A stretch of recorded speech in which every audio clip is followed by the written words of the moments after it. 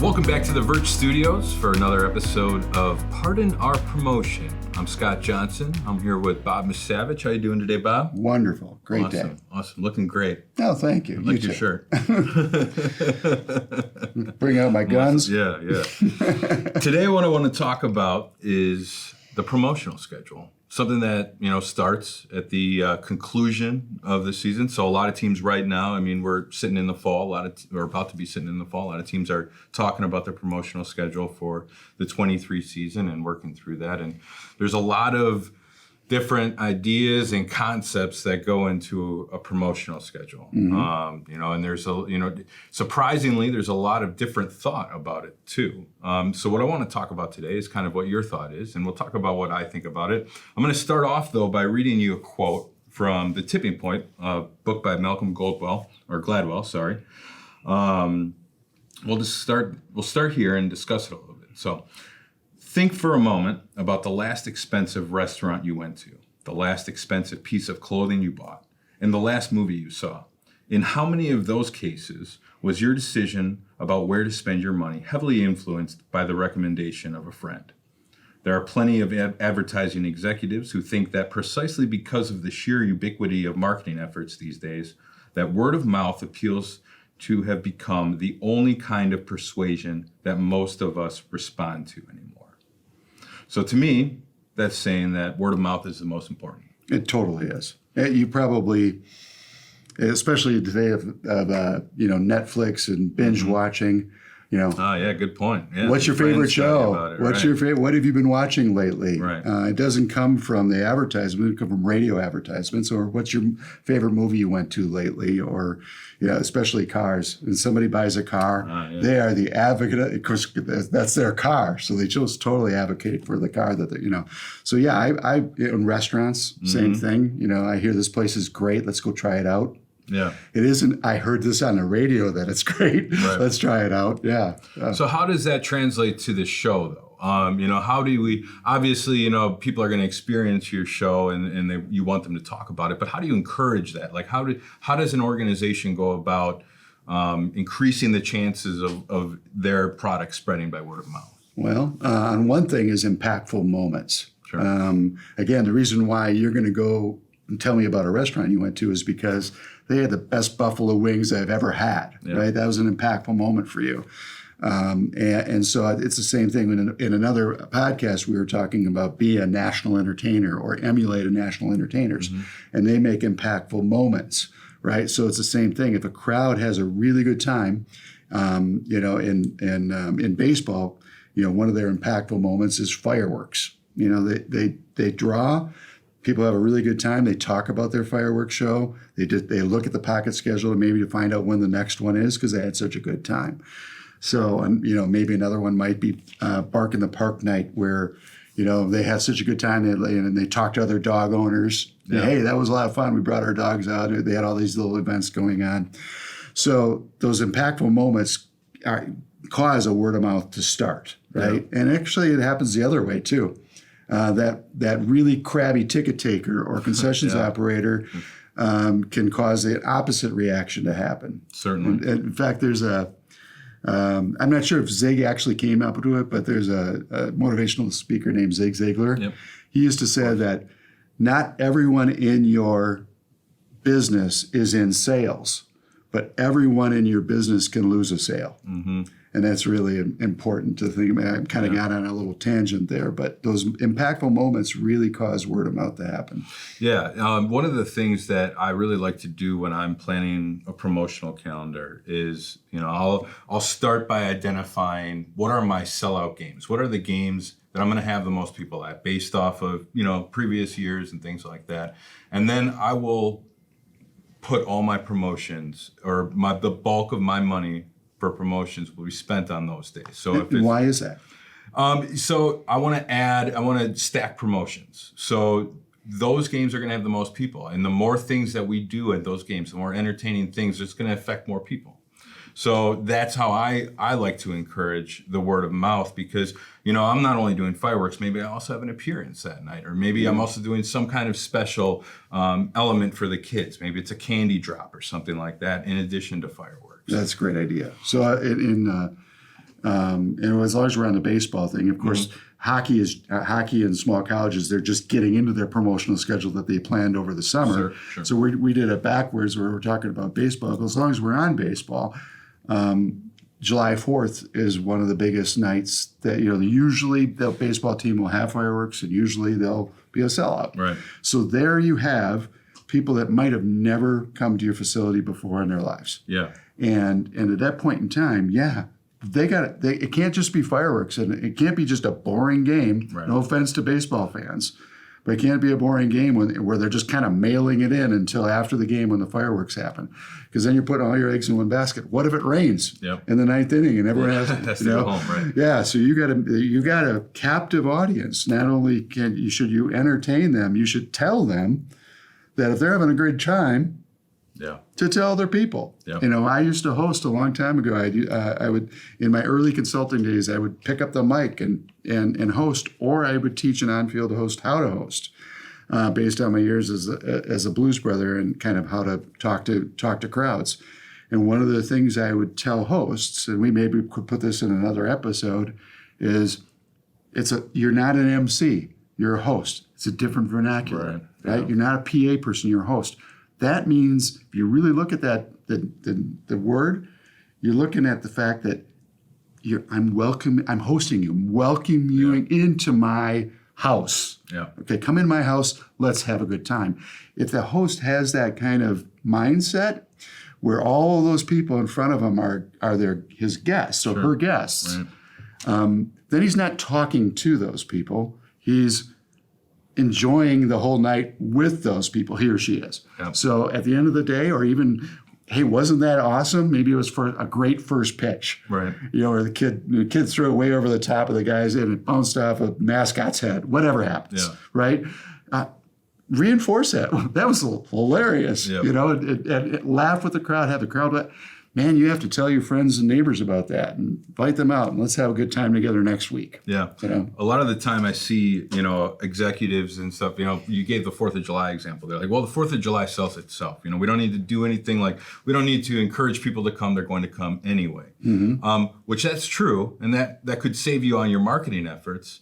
But for those people that are there, you need to take advantage of those 10,000, 5,000, whatever your stadium holds, whatever it's at, you need to take advantage of them being there. So stack your promotions, do your best things, do your best elements for those games, because those are the games that people are going to go talk about. And you only get, 10, 15 of those a year, depending on your schedule. For hockey, it's obviously much less. Right. The other thing is kind of being on.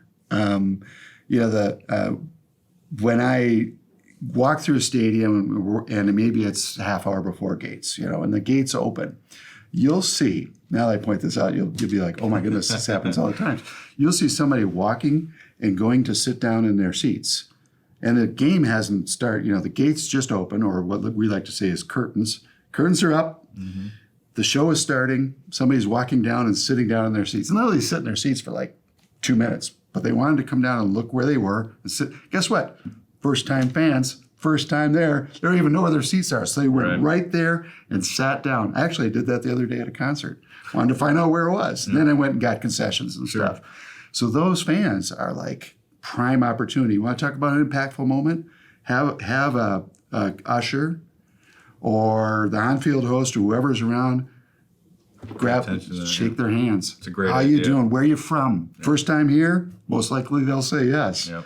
And then you can tell them about what's going on and how good the franchise is. That person's going to go home and they're going to say how cool. Mentioned Cheers in another podcast. That's the Norm moment where everybody knows your name. Right? And they'll come back because of that. That's really insightful, actually. Just so I've noticed that too when I'm producing. So the littlest things, if you notice, fans interaction, if you notice what they're doing, the littlest things you can do to make their experience just a little bit better, for them is highly impactful. Whether it's, you see a kid sitting there with his mom or dad and you don't have a play ball kid, go grab that kid to be the play ball kid. And that'll change their experience completely. And it's something that takes very little effort on a producer or show caller's part. Right. Absolutely. And here's another one. I mean, front office staffs, they range anywhere between just a couple of people in a very small organization up to 30, 40, 50, in Major League, it's even more than that, right? So often I'll see the front office people, not the concessions people, not the ticket takers, the ushers. Those are out there amongst the crowd anyhow. And we can get to that in a minute. But I'll see the front office people accumulate.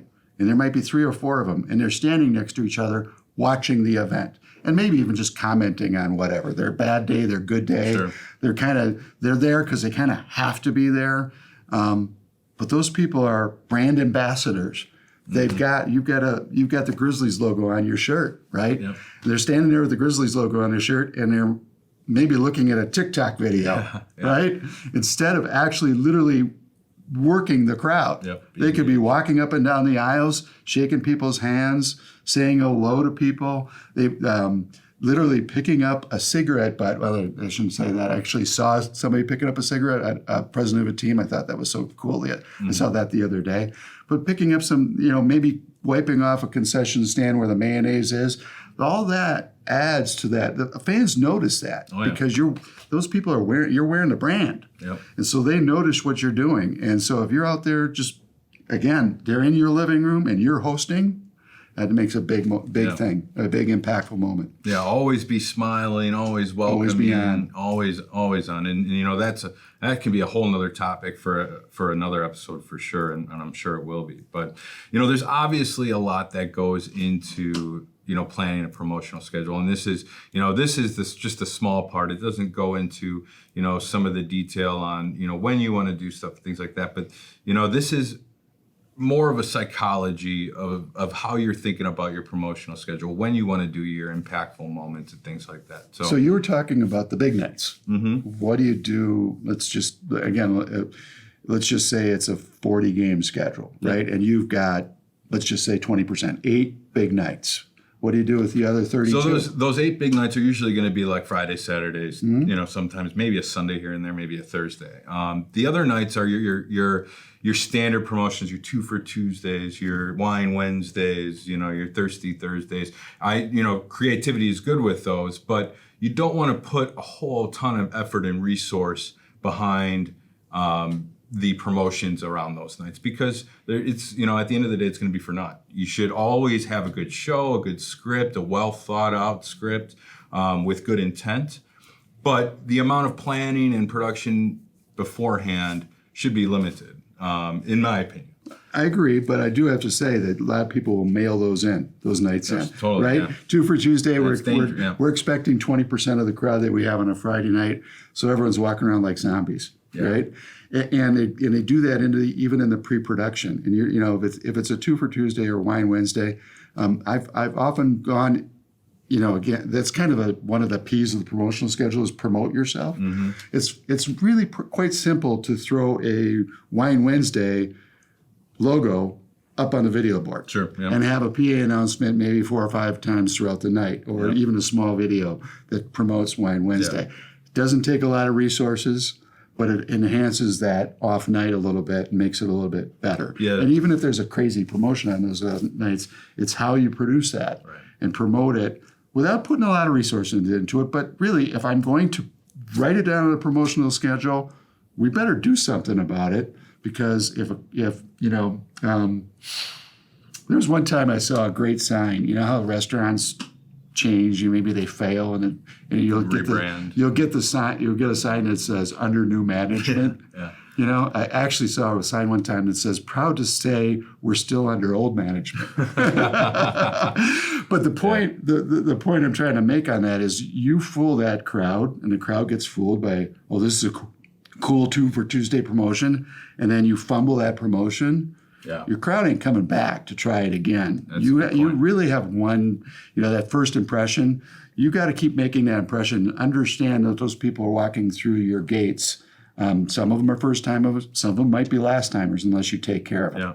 Right. So you have to get them through, and you have to make sure that Monday or Tuesday or Wednesday, those people feel just as important as the July 4th people. Yeah, you're exactly right. That's you don't want to fall into that trap of just mailing it in. And, it does feel awkward always for me to say don't put a lot of resource behind that because we're always we're always go and always operate at the highest level. So if you're gonna do something, do it right, and do it to the best of the entertainment ability and the promotional ability. So yeah, you don't want to fall into that trap. Back in my Blues Brothers days, when we would work an off night, we were booked pretty solid, so we'd work sometimes 7 nights a week. Sure. And yeah, we would draw more people on a Monday or Tuesday, but if it was a rainy Tuesday, and we go out there and all of a sudden there's literally 5% of the crowd you expected or 10%, we would always say to each other, we're not here to entertain for the empty seats.